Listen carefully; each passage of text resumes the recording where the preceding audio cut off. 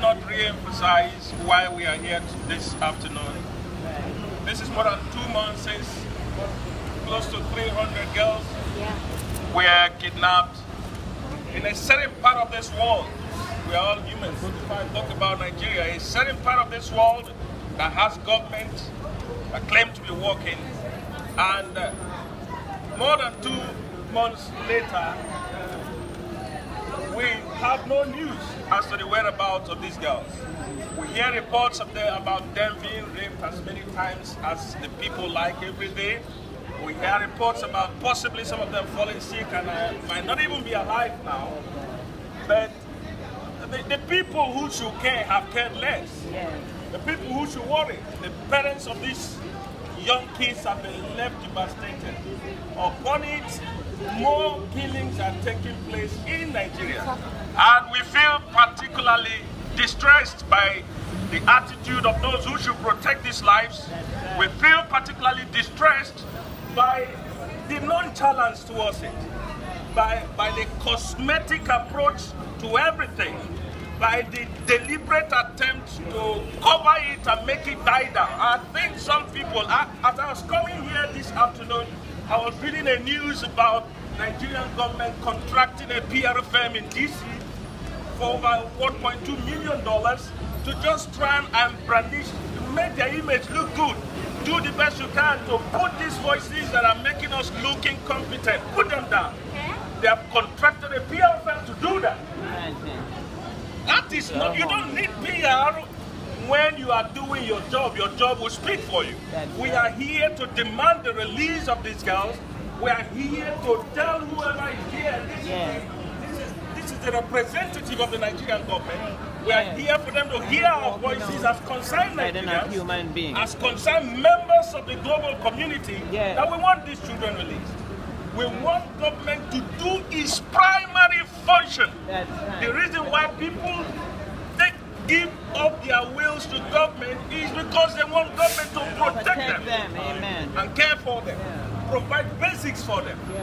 In Borno State now, which is one of the most troubled states, no school whatsoever for children. Children aged 6 to 18, all schools in that state have been closed down. Children are not going to school. That is not something that should be happening in the 21st century. And we are here to condemn it.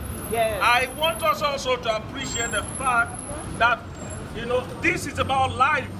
That's right. We are grateful to the giver of life that we have life, but there are people who's, just yesterday people were watching match and people went and bombed them. They kill on a daily basis. A journalist said, we no longer ask, did they attack? It is every day we write a report, we just ask how many have been killed. Yesterday, 20-something were killed. The day before, 50 were killed. The day after, 100 were killed. So the killing has just continued, and we want to demand action on the part of government.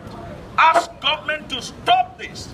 Government exists because they should care for the protection of life and property. That's why we have government. And we are here to demand that government should work.